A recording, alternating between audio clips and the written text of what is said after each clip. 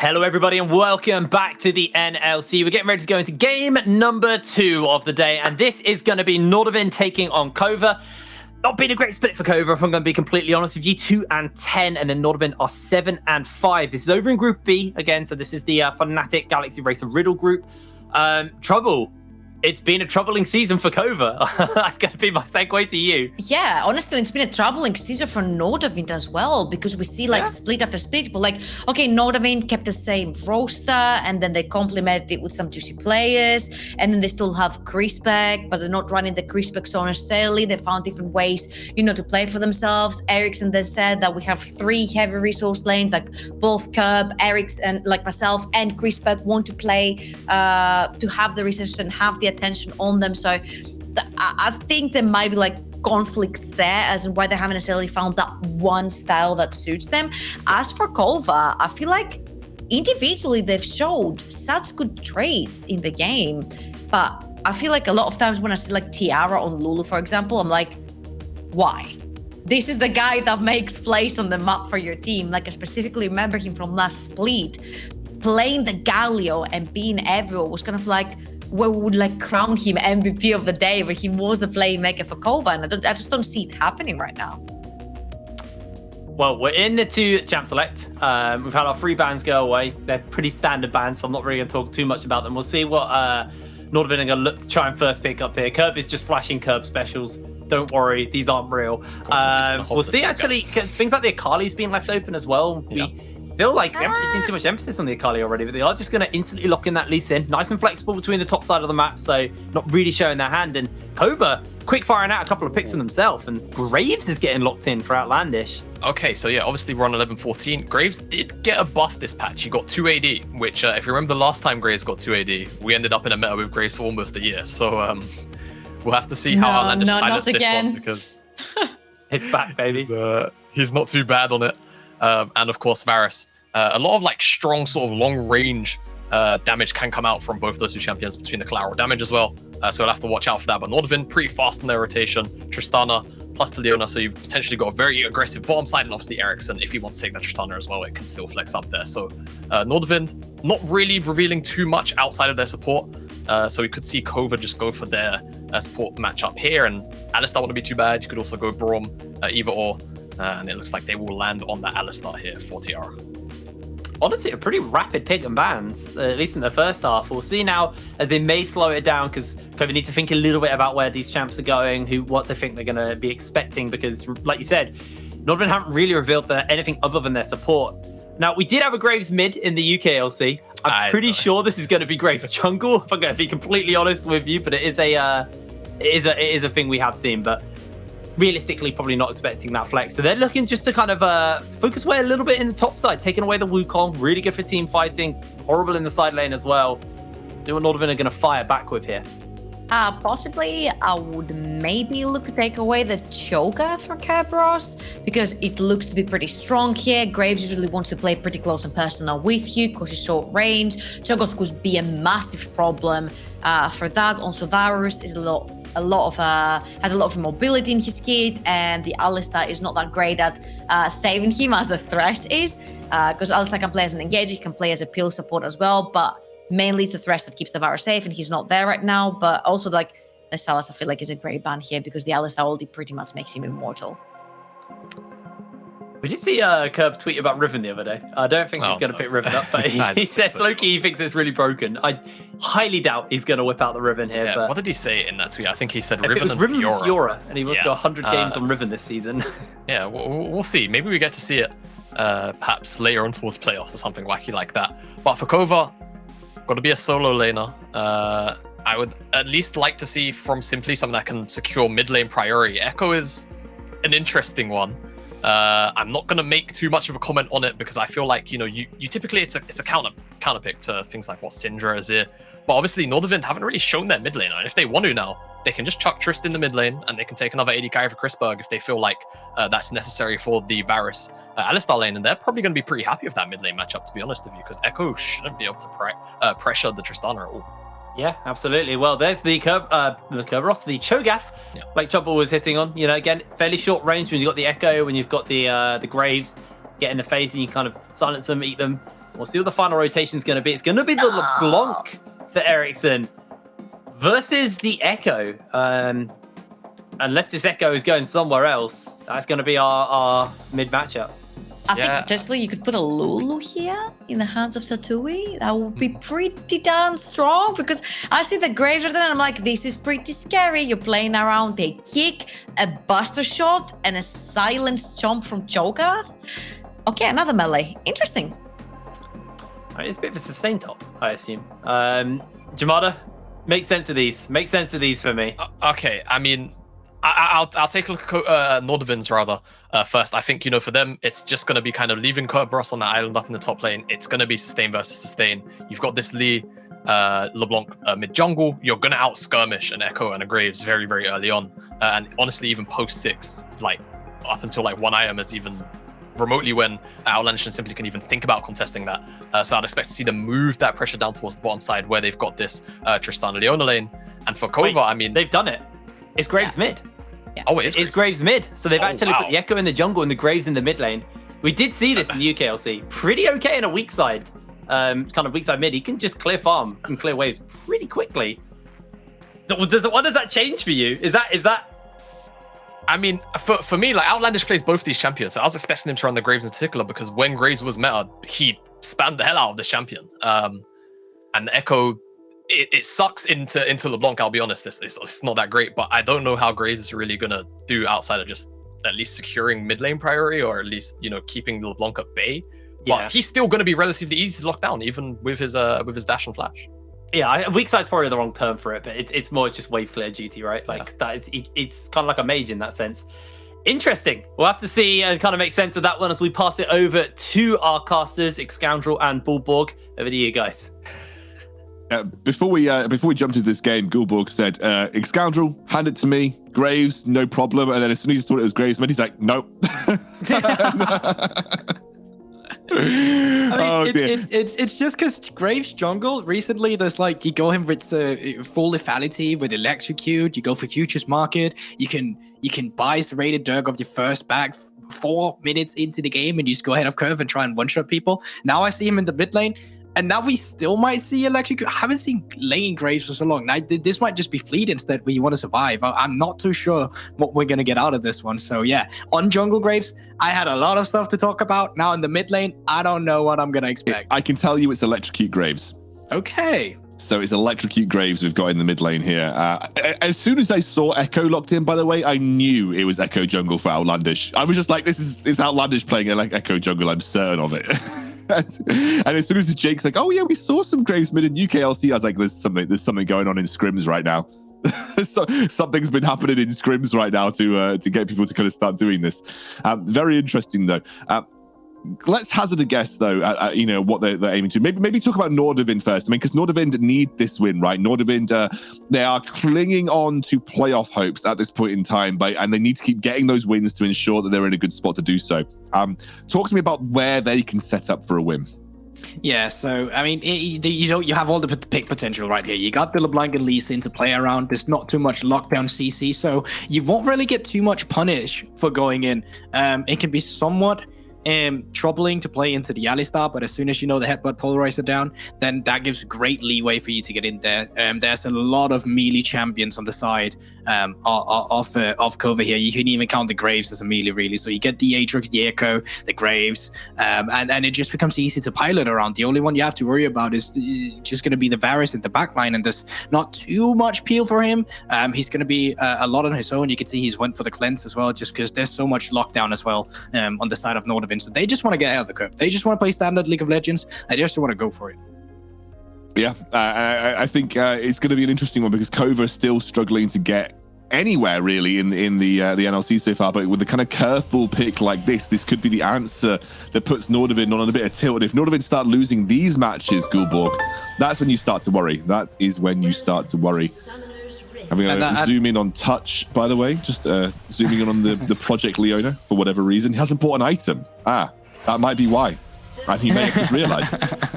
Well, I cannot see that on my feed. I'm just looking at some MasterCard Nexus inside it. That's the thing about KOVA as well.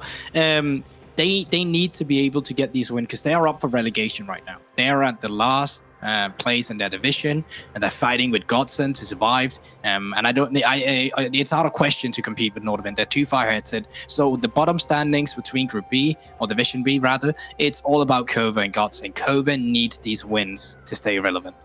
Yeah, but then, you know, I think it's equally, as we mentioned before, equally as important for Nordavind because they want playoffs. And as we've mentioned on this group, in this particular group, it's very competitive, at least for that third spot, maybe even that second spot.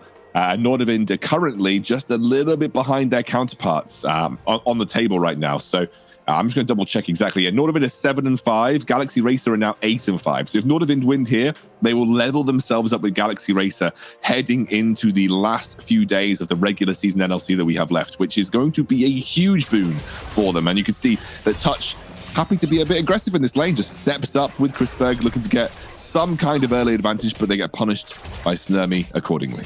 Yeah, and just to keep it, just still talk a bit about players for Nordavind here. They are currently having the head-to-head against Galaxy Racer, and they still have to play them for the second game. So, you know, if they get this win, they beat Galaxy Racer again, there's pretty much nothing Galaxy Racer can do unless they start finding more victories after their loss today. So, you know, this win, once again, we said it for both teams, just so important, and I just want to hammer that point down. At the bottom end of the table, you mentioned Godsend, they're 3-10. So, you know, they've got that game in hand over KOVA right now. So as you said, KOVA desperately do need this one because we haven't got that many games left. Touch, happy to go aggressive onto Snurmy here, but Tiara, he buys a bit of time. The heal comes through. Snurmy taken down low, may actually be able to punish Touch, who has to be careful. I wouldn't say that was the most successful level 2 all-in from Nordavind, but Chrisberg does remain relatively healthy. Yeah, and they also get the Summoner Spell advantage. They blew the Ignite, they blew the flash, or the heal from Chrisberg, but Snurmy, no flash, no cleanse, Tiara, no exhaust no longer. So Touch, whenever he feels like it, can pretty much just flash forward, and it's on Tiara to try and get the disengage through. So there is some pressure on towards Snurmy, and when we take a look on towards the two junglers, you can see they're both pathing down towards this bottom lane. Outlandish actually skipped his entirety of the blue side, just to make sure that they're not going to go for an all-in here, Nordavind. And Outlandish is waiting. We'll be setting up for a gang as they go for the big engage. That is huge. It's a chain stun. First blood for Snurmy. Touch will have to walk back towards his own tower. Great setup from Outlandish. As you said, it's now up to Sharp to see whether Sharp can actually do anything about this. Maybe going for the Scuttle, fighting Outlandish at that Scuttle, maybe even making that blue-red side invade. Yeah, what a fantastic blue-red side invite, sorry. Yeah. Shut up, X-Counter already, it's fine.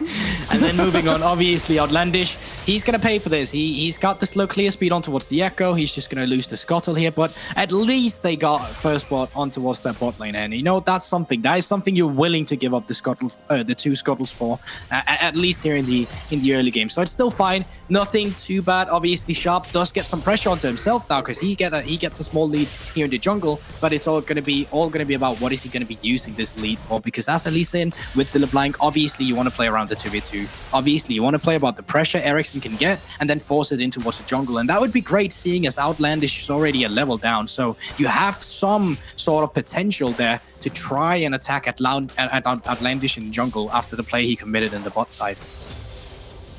Where do you attack him, though? You didn't get that option to go in on the blue, and obviously now through that first clear, things become a little bit more blurry when it comes to finding edges over your enemy jungler. Maybe looking for a counter gank somewhere, maybe trying to predict where Outlandish is going to be and just utilizing that level advantage there.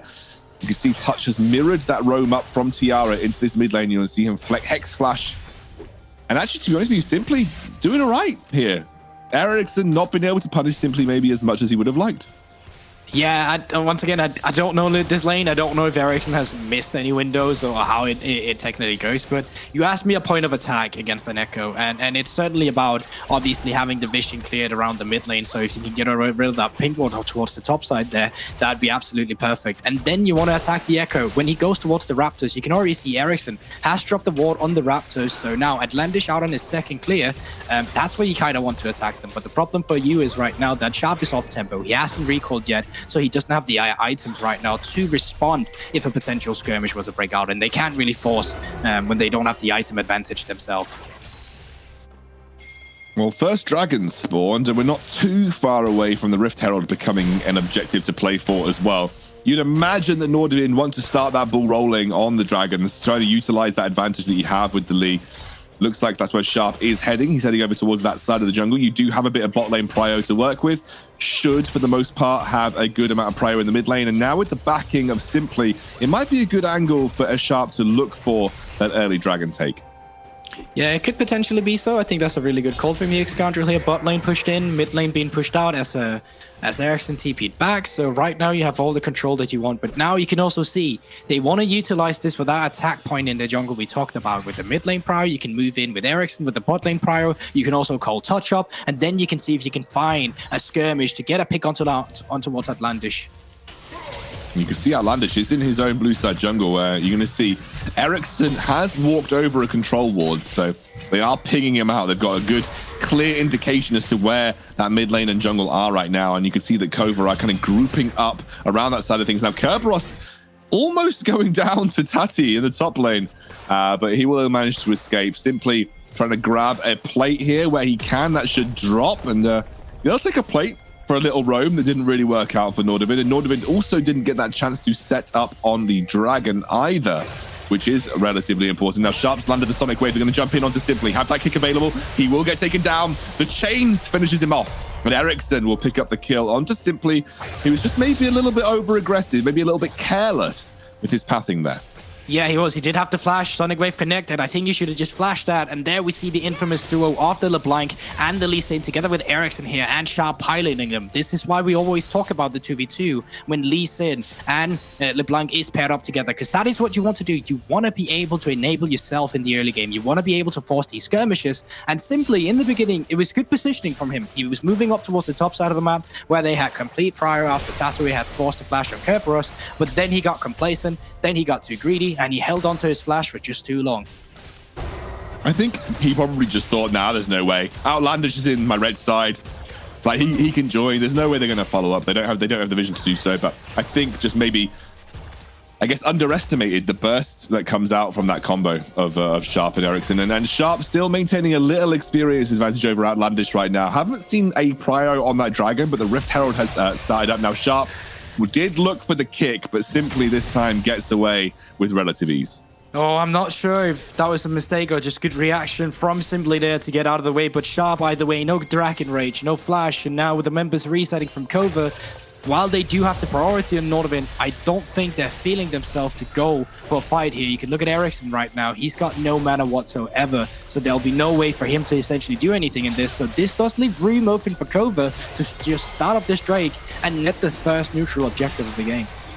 I feel like Nordavind had plenty of opportunity to do this, though. Like, the last 3 minutes of the game, they've had complete prio in mid and bot. Like, they were maybe too eager to punish directly in the jungle rather than just maybe looking to snowball objectives in their favor. And now, you know, that soul becomes something that they're going to have to delay for themselves. Now, we haven't talked too much about what this feels like for both teams heading into the later stages of the game. So I guess it's now a good opportunity to kind of touch on that subject. If you're delaying the soul out, who is favored by getting to the later stages here? Which team is okay with this game being a little bit slower paced? Well, I think they both still are coming from their compositions. Obviously, there will be a point in time where if you fall too far behind on the side of Nordavind, it becomes harder to play. But if you stay even and you still have your items going into the late game, you still get the one-shot potential. So to me, it's still very much execution-based, where there's no clear one to call out here. And going against the first Drake, Soul has become less and less a win condition, really, especially because a lot of the times when you get a Cloud Soul or Mountain rather, or whatever it can be when it's not Infernal, the games do tend to go out on a Baron fight. They do tend to go out on the Infernal Soul rather than the, or not Infernal Soul, but the Elder Soul rather than just, you know, the normal base Soul. So I think it's going to be more about this first Rift Herald that Sharp has picked up. I think it's going to be about where is he attacking to get themselves a gold lead, because both team compositions here, as I said, it can become execution based, but if you can get ahead of the curve, if you can be the team who's obviously ahead of the gold, it's going to be easier for you to become that execution based team when you just have a better wallet, when you just have better items, and you just have better team fighting then. Well, let's see. Let's see where Sharp decides to use that. It has been one of the prime tools. I know that Mad Lions used to talk about this all the time. They'd say that no one really understands the value of Rift Herald like we do. A lot of teams do value how quickly it can snowball the gold lead in your favor, or open up priority for certain lanes around objectives. And also that first tower of the game as well. It looks like they are funneling a lot of gold right now into Chrisberg. This is a very classic way of Nordavind to be playing. He's been given a lot of free reign of solo experience and solo gold. They've managed to make their way into that red side jungle, though Sharp does reveal himself right in front of the entire KOVA team. And KOVA very, very well aware of what was happening there. They committed a lot of resources to the bottom side of the map. I'm not sure this is going to get the tower, though.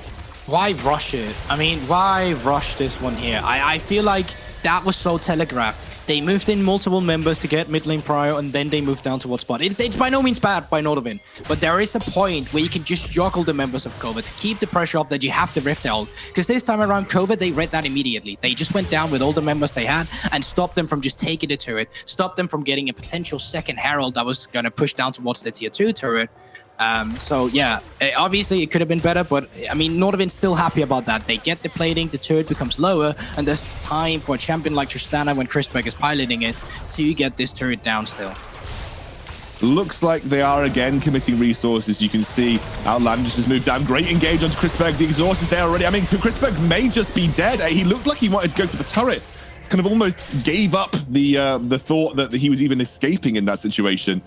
But it may have just been the chain CC as well. But regardless, Chrisberg caught out again by the engage from Tiara. A couple of times this game. It's a little unlike Chrisberg to disrespect that kind of engage. Yeah, it just seems like overforcing, in all honesty, where they just they want to commit for play where the thought process is correct. But it just seems like they're not taking a look at everything. Curb needs to be a bit careful up here. He does have that flash, but they're not taking a look at every circumstance here. Like, yes, you can still go for this turret. There's still 2 minutes until the plating is reset. There is 1 plate left on this.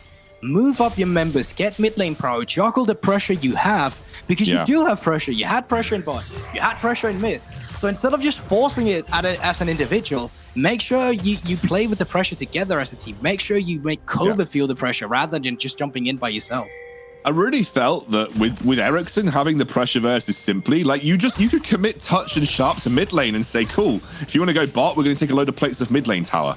Yeah. And if Chrisberg then, okay, they're like, all right, well, we'll just let Chrisberg do it by himself, or we'll just commit Tsunami, then Chrisberg might be able to take the tower regardless by himself. You're right, juggling the pressure would have been a really sensible way to play it, but it's so telegraphed. I mean, Nordavind are like a kid in the candy shop where the candy is bot lane tier 1. It's clear that that's what they want to go for, and KOVA are very well aware of it as well. And Nordavind just not able to really, I think, play the map the way that they should be right now, and they're kind of giving KOVA a lot of leeway when they probably don't deserve the amount of leeway with how Nordavind have been able to gain priority across that mid and bot side of the map. Yeah, I think you're right. And now 10 seconds on towards the second objective here. Tatui does have TP. You can see he just went back and finished his score drinker, and the mythic has come through from Tsunami as well. We take a look at Chrisberg. Hasn't finished that yet, but from the TP coming in here from Kerberos, it seems like Nordavind, they just want to go for this play immediately. They're going to try and find Tiara on the lockup here. We'll have the ultimate, so we'll just escape away from the chains. And they knew it as well. Nordavind didn't want to overcommit to this. They're going to go for this second dragon. They want to ensure that they are starting their own soul journey in this game. And of course, the souls that we're going to get are either going to be the mountain or the infernal soul. And we'll see in just a moment which one it's going to be. And it's the infernal. The infernal soul will be on the cards. And that's a very, very important win condition soul. But the plates now dropping, and Kerberos not having teleport. Looks like Tatui should be able to pick up this first tower of the game, although I would say that his minion wave is about to drop, so he might not be able to finish that off before Kerberos gets back up. Kerberos should be able to get back up here, but that is a turret that has become low, so yeah, you trade the objectives here. One singular cloud drake is not going to mean too much for Nordavind. It's more about stopping KOVA from getting their stacking going, and then Kerberos still actually haven't made his way back up towards this top lane, but now Ericsson with the priority, you can see he just moved up towards the top side. He didn't commit to it, but the fact he went into the fuck off wall meant Tatui had to back off, and he couldn't commit for that play. And that's what I wanted to see them do towards the bot side of the map, right? Kerberos has been having a tough time versus Tatui in this top side of the map. Has got that Frostfire Gauntlet ready, and Tatui is ready to go straight in on the engage. As you mentioned, Kerberos does have flash. He's pretty tanky at this point in time. Should be able to straight up flash away. I want to see it sooner rather than later, but he will be picked off by Outlandish. Maybe waited a little too long there. Tatui did have the flash to follow up on as well, so probably wasn't going to escape regardless. And another kill goes in favor of KOVA. Yeah, you're right. And maybe holding on to that a bit too late then. That should be this turret being picked up from the side of Tattoo. I wonder if Chrisberg can get his minion wave pushed in first to secure the first turret here, but I don't think he is. No, he's not going to get it in time. Good play from KOVA, picking up that first tower. Now, I would say that the gold lead is not exactly huge between these two teams. Let's take a look back at that replay here. Just Kerberos getting caught out in the 1v1. Yeah, I mean, Tattoo made it seem like he had recall. He had just pushed in the wave and probably went for cheater recall. But in reality, Tattoo was just waiting for Outlandish to make his way off. If you go back in time and you had access to the minimap, you can see Outlandish was just making his way up towards the top side, skipping camps to get up here. And that's kind of been the way for Outlandish here. He's not worried too much about clearing the camps in the vicinity. He's more about getting the gank first, and then he'll go back to clear the camps, which in the early game, made sure that Sharp could get a bit more pressure onto Watson. But from the lead they have gotten now with the map pressure, Outlandish is actually level 10. It's actually Sharp that's a level behind. I want to reiterate what this means for both teams. This is not a game that is a throwaway game for either squad. Like, this will be a huge win for KOVA because it will take them out of the guaranteed relegation spot, which they're currently sitting in. They need that win to tie up with Godsent in terms of overall score. And for Nordavind, they are one win out of the top 3 right now. If they lose this, that opens up that barrier between themselves and, I believe, Galaxy Racer for that 3rd spot. And unfortunately, with a very few games left to go in the season, every win counts at this point in time. You really want to keep your fate in your own hands wherever you can. And for both teams, a win here makes that necessary, or makes it possible, rather. Simply caught off guard here. Yeah, but it's a big overcommit from Nordavind. You can see Sharp just has to go for it. Ericsson can't even find the kill. I mean, they're trying to trade 1-for-1 overall as Tatooine may get locked up by Kerberos, Chrisberg, and Touch, which would be a relatively good outcome, I would say. It could have been much worse for Nordavind overall. And Chrisberg finally gets a kill on the board. Yeah, unfortunately, Tatooine was in a position where he wanted to go up and TP to help his teammates, but really easy for the members of Nordavind to just cancel that and get the return kill. But while so many members has been pushed down towards the bottom and top side of the map, it should be fairly easy for Snurby in the meantime to just pick up the mid lane turret here. So yeah, while Nordavind does get a kill on towards their own side, they lose out of the turret trade. Not what you want. Losing mid lane tier 1, that really starts to open up the map. And especially when you have an Echo, when you have an Alistair, Varus, like if you just get a bit of deep vision down in the enemy blue and red side jungle, it opens up many more pick opportunities. You know, individual pickoffs when you're rotating between lanes. You lose a lot of pressure when trying to get the vision control of the river. It makes it much more obvious when you're making those plays as well. Those mid lane tier 1s are very important turrets to be able to keep in your grasp. And you can see Outlandish knows it and will start to defend this mid lane tier 1 against Chrisberg. Yeah, that's the thing. They want to make sure they're not able to get some objectives for themselves here, but they do have the Rift Tiles, so second Rift Tiles should be able to take this mid lane turret down. But remember, then they don't get all this extra juicy gold we talk about in the side lanes from the tier 2s. Now they're worth 600 gold now, which is absolutely insane from a side lane turret. We've got another dragon spawning relatively soon. It'll be interesting to see how much priority both teams put on this particular dragon. It will only be the second dragon in the game for either team. And second dragon in the game doesn't really mean a whole lot in the grand scheme of things, but you can see that KOVA are pretty keen to establish their presence, and they're trying to. They want Nordavind to face check into them. Like, they have that engage potential, they have the poke. They kind of want Nordavind to make these face checks happen. Great flash from Touch, keeps himself alive. There comes the ultimate, trying to buy the engages. Kerberos from the side lane, looks for the lock up. Sharp's in, the kick's there, but it isn't huge. Just enough to delay KOVA on the engage, and once again, Chrisberg exhausted away. Might be a little too early, though, from Tiara, as Tatooine now forced to back away out of the fight. And really edgy stuff from both teams around this second dragon. No one's on the same page. Literally, no one's on the same page. I thought at first the Infernal map was going to benefit them, but this might be better for them now. Yeah, Touch goes in, but Tatooine's taken down. It's a 1-for-1 overall. Chrisberg on the backline. Ericsson on the backline, still going as the Buster Shot forces Outlandish back. He's going to use his ultimate to gain a bit of HP and keep himself alive in this dragon fight. Tiara has absolutely nothing to work with, and you can see that KOVA are not confident without their frontliner in the form of Aatrox, and with Tiara being on such slow HP. HP. They are not confident to look for this engage. The teleport coming through. Ericsson will land a chain. Simply will get locked up. Kerberos is going to go for the knockup, and he gets locked by the Lee Sin Q. Simply surely drops as Chrisberg kicks up the kill. It's a shutdown for him on the Tristana, and that should be the second dragon of the game here for Nordavind. That was such a long and extended team fight for both teams, really. It came to the point where Snurmy had his Chains of Corruption up twice in that entire team fight, but inevitably, Kerberos did have that TP, so as soon as he recalled with his low HP bar, we're able to join the fight, while Tatui, even if he respawned, didn't have that TP up and available. So Kerberos, it looks like he's just going to wait for his feast. He's going to feast the dragon. There you go. Get the extra stack on towards his ultimate, and shows he's a little dirty choke F one-trick pony where he knows to hit a bit. And it's just going to help him facilitate even more of a tanker lead and the HP you get here on the choker. But here we kind of get it. And you can see KOVA now. They're in a position where they can go for this front to back. They can go far forward. But it still becomes so split where they're not able to get Kerberos down. And the fact that they're not able to do that makes sure that he's able to TP back. So from this point in time, I think KOVA, they should have just backed off. They had no more to play for around this Drake. They decided to stay for a bit longer, and that cost Simply his life. I feel like if they're not able to get the advantage in these team fights straight away, if Tatui drops, like, they have such a weak team, especially if Kerberos is still alive. Like, it feels like Tatui he needs to be the guy that's there for them to allow KOVA to actually do the damage.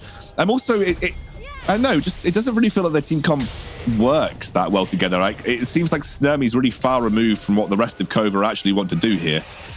Correct me if I'm wrong. It's a weird team comp to me. It doesn't seem to... I'm trying to figure out how they win team fights. Definitely not normal, but, you know, they're still squishy members. And Simply, once he gets 3 items, like, this is a one-shot race mill. This is a value. He's going to go for Lord Dominic's Regard. He's going to go for the Collector. And he's just going to try and burst people down in one shot. So that's why you're waiting for the Chains of Corruption. That's why you're waiting for the attack of Tiara. And you just want to burn them down while you walk forward. That's kind of how you want to do this.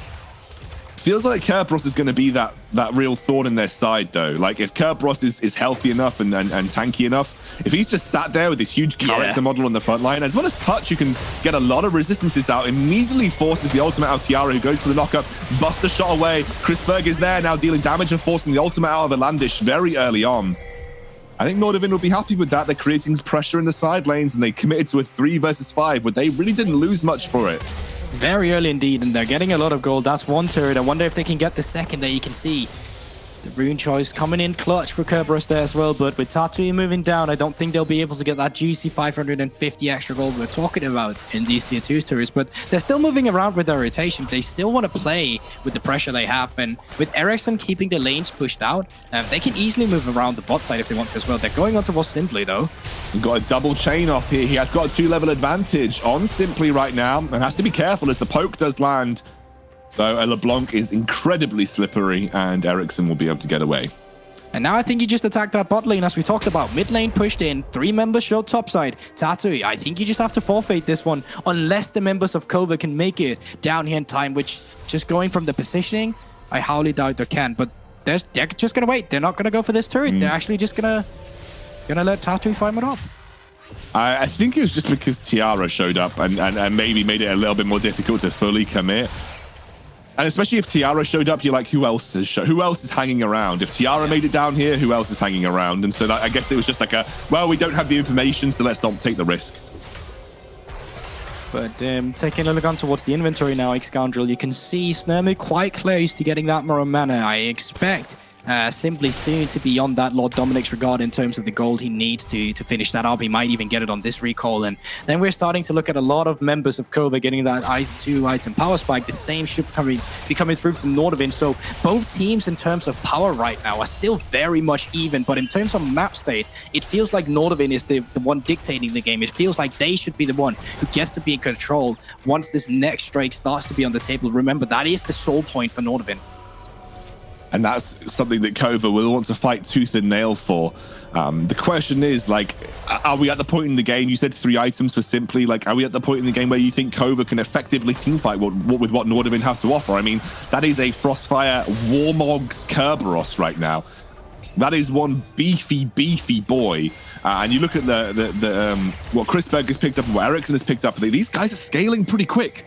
They're having a slight item advantage. I don't know if we've got time to look at the goal. I mean, Chrisberg may get caught out here. Does managed to jump just away from the parallel convergence, which just keeps him safe for the time being. But I mean, Chrisberg's got a lot of gold. He's got 10,300 almost in his back pockets. He's starting to become a real nuisance in that role. Yeah, and your goal as Nordavind is you kind of want to create that split scenario again, or at least be creating that ground between the low range you get from KOVA. The only one who's got backline access is Snurmy with the poke, but Kerberos, he's getting caught here. He's getting caught and has to use his flash already. The rest of Nordavind are looking to collapse. The teleport's coming through. Kerberos has said, nope. Call an ambulance, but not for me. He tries to find the engage once more. Tatsumi will dive away from it. The knockup isn't there. But it now has given priority over to Nordavind for this dragon. They are on the pit. They have the advantage. They have the smite advantage as well with Kerberos, as though Tatsumi drops down super low and Kerberos just bloody eats him. That is a huge win for Nordavind on Soul Point, and it's going to be up to a potential steal. You can see the Sharp's not going to let that happen. They'll take that dragon with ease. And they catch Tattoo out again, and you can see that KOVA not comfortable fighting without their front line. And there we go, Scoundrel. Once again, we set Nordavind. They need to split up the members of KOVA. They find Tattoo in a side lane, they execute him, and there's nothing that you could do. You said it yourself quite funnily, he bloody ate him. And after that, there's just nothing KOVA can do. It's always good to see Cho'Gath eat things, you know? It's just, that's the whole thematic of the champion, and when it works, it just looks good, you know? Yeah, no, I mean, Kerber is one of the members that we've probably seen the most in this champion, KOVA. I mean, Chrisberg is taken super low here. Again, Tiara finds the flank and in comes simply on the back line. Ericsson, he just one-shots him. Just absolutely dead from a single distortion. Goodbye, Snurmy. 1-for-1, 80 carry for 80 carry, and Sharp may end up going down. Depends if he's got a ward to hop to. I think Ericsson's going to provide him that route out over that blue side jungle wall. Doesn't even need it. Has the blast cone to get away. Oh, okay. Oh, yeah, okay. Has the blast cone to get away. Nothing to see here. Just a normal dash from the blast cone. Definitely did not stand still or anything like that. Everything is working according to the script here. And that was a bit messy from Nordavind. So messy we didn't even see it coming. Like, they were just pushing up far forward, and KOVA just decided to pull the trigger, once again catching Ericsson, or not Ericsson, Chrisberg off guard. And it feels like we've seen this a couple of times now, Scoundrel. Yeah, Chrisberg has been caught out, and it's been Tiara Tiara's been good, honestly. He's been so good at isolating these key members, but it's just that it doesn't feel like KOVA are ever in a position to fully follow up on it. And, you know, they just also kind of forgot about Ericsson. I think everyone's kind of forgotten about Ericsson in the way these team fights have played out. Ericsson is really pumping out damage now. He most definitely are. And you saw it there. Snurmy did a flash, but, you know, just didn't have the reaction time for Ericsson when he came in with the flash distortion himself there. So he is definitely very scary now. I can see him on a shutdown goal together with Kerberos, actually. And once again, you want to be able to split up the fight. That is one of LeBlanc's primary functions. She's not the kind of extended team fighter. She's the one that gets in, pops all her cooldowns, try to burst down a target, and get out again. And then she's kind of just playing around the cooldown of her abilities. And if she's able to make someone low, if she's able to get a man advantage, either by a kill or by just making sure the enemy can fight, that's absolutely perfect. Passing down the back line, Chrisberg again forced out of the parallel convergence, but now it is Kerberos being punished in the front line. He is buying a lot of time, but in the meantime, the rest of Nordavind not here to follow up. Snurmy's just gone. Ericsson again on the side lane. Sharp picks up a kill. Now Tatsui surely drops 2. Ericsson will jump in. It'll be a 3-for-2 overall, a double kill for Ericsson. Every team fight that it feels like KOVA have found the edge, Ericsson is the shining light for Nordavind, just comes in and bops someone on the head straight up. And when it comes to people that are left alive, Nordavind definitely have the high value members of their team still ready to go.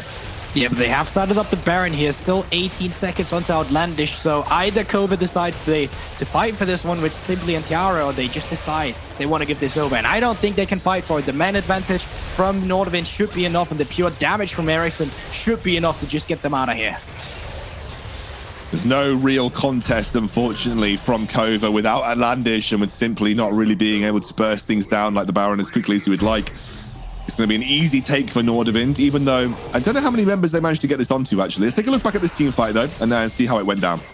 Yeah, I mean, it looked good initially from KOVA. It looked like they were the one who finally split up the targets, but then you take a look onto the bush up top, and you're just watching Ericsson, who's just taking care of Snurmy as soon as he comes out of the invisibility of the Dustblade of Drakthar. Then the fight once again is split up. Then the kick separates Tatui from the rest of the pack of KOVA, and they're able to do what they do best with their team composition. They get the pressure, they get the Baron, and now they're on the map again, playing the mid lane and having Ericsson in the side lane. They don't need to overforce anything. They can just juggle the pressure as we talked about. No one can 1v1 Ericsson right now either, and that's why he's just so comfortable, just constantly pushing, able to rotate freely. And you can see Outlandish is looking for the flank onto Chrisbeck. He won't get stunned up, and he'll be immediately forced to use his ultimate as he's locked into a bad place. No damage going down onto Kerberos, but this time the exhaust was saved for Ericsson. KOVA have fought back, but really only to stop themselves dying. They haven't got a huge win in this scenario, and Ericsson with the Baron minions is threatening the inhibitor turret on the bot side of the map. Don't think that Simply is going to be able to stop it either, and Ericsson will continuously pressure out this inhibitor too. Yeah, there's not much they can do at this point in time. Snurmy is the key figure now, trying to hit some of these arrows to get the poke down, but you can see on towards the tank, they're not doing too much HP bars. Tatui forced to stopwatch here as well. Taken down very low. Feels like KOVA have to go for it at the end of the day. They're just going to lose these inhibitors. You can see that they are backing off already. Tiara not in the fight. Kerberos locked up. Chains of Corruption has landed, but Ericsson on the side lanes now with no exhaust is free to go as he likes. Nordavind will pick up the mid lane inhibitor. No one has died just yet, but the second inhibitor is exposed on the bottom side of the map. There is a big old TP coming through here. Tatui's looking for the flank play. This is the play for KOVA, but Tatui isolated again. Sharp kicks him away from the rest of the pack. Stopwatch will buy some time, but I don't think he'll buy it for long. Ericsson now forced back away by Outlandish. It was a good attempt from KOVA, but it doesn't result in any meaningful win. They end up losing Tatui, but they do save that bot lane inhibitor. And once again, as Nordavind here, if you can isolate a target, it's easy for you to just completely run away with it here. And KOVA, you can see the gold lead, you can see what's built up here. For some time now, the map state has just been Nordavind's favor. KOVA, they've lost their grasp a bit of this game, and the composition they had, the items they're having compared to the items from Nordavind. I mean, Ericsson, he's bloody got a Medjay Soul Stealer picked up on the blank now. This game is so tough for KOVA to play. Baron open, Infernal Soul now for Nordavind. It's looking very dire for KOVA. I think dire is an understatement. Looks pretty doomed for KOVA. I'm trying to find a way that KOVA get an edge here, and I'm kind of coming up a little blank, if I'm honest with you, Gulborg. I think this is going to be incredibly difficult for KOVA to play out, and I'm struggling to see where they get an edge over the Nordavind roster. I mean, it certainly isn't going to be when Outlandish is dead. Yeah, it certainly won't be Outlandish being dead. That's for sure, and he's just dead. Okay, goodbye. And we were saying we needed a mistake from Nordavind. It's Outlandish. He's overstayed himself. He thought he had the safety of the Echo ultimate, but I mean, when there's 3 members collapsing on you with Infernal Soul, with the CC, there's nothing you can do. And when you run around in circles for 5 seconds, you're probably not going to get a very high value displacement on your Echo ultimate. He basically Echo ultimated onto the spot, which didn't really work out very well for him. In the meantime, the bot lane inhibitor is being focused down. Should be easy enough for Kerberos to pick that up, but if he doesn't, it's just splitting the team. That's exactly what Nordavind want, because that top lane inhibitor tower is free and available. And without Outlandish, you lose a lot of that team fight control, which is so valuable to you in terms of locking down those key members. Ericsson really needs to get chain CC'd if you have any chance in hell. But Chrisbeck is also a major threat too. Now, Outlandish is coming back into the fight here, looking for the engage, but they will drop almost that top lane inhibitor tower. The parallel convergence not quite able to land, and here comes the re-engage from Leona. Outlandish taking low. Kerberos is there for the knock-up. It's a big knock-up that forces the ultimate out of Outlandish. Now he's in the back line trying to buy some time, but in the meantime, KOVA are absolutely run riot in their own base. This should be the game for Nordavind. It looks very easy for them in the end, and KOVA, unfortunately, are seeping further and further towards relegation. Yeah, it's just so tough for them. Luckily for them, though, they can still feel happy about the fact if Godsend loses, they have a game for them where they can get the head-to-head. But Nordavind, in terms of playoffs, keeps their hope alive by taking the victory against KOVA Esports. Yeah, it's a big one, because it ties them up in the standings with Galaxy Racing. It keeps that Group B open and alive for those playoff stages. And as you said, it's not a great situation for KOVA to find themselves in. They have got limited time to dig them out of relegation hole, and their biggest competition is Godsend. So they've got to keep an eye on every game that Godsend is playing. KOVA is going to be keeping an eye on it because they now need to get some wins. If they lose every map from here on out, even if they win against Godsend, if they lose every map from here on out, it's doomed. Like there's no way of catching up. So it is a very, very big sort of last few days here for KOVA in the NLC, but a huge win for Nordavind as it keeps their playoff dreams alive over in Group B. Now we are going to go to a break. When we're back, we'll be able to chat with someone from Nordavind and then see how they feel about the chances of the playoffs in Group B.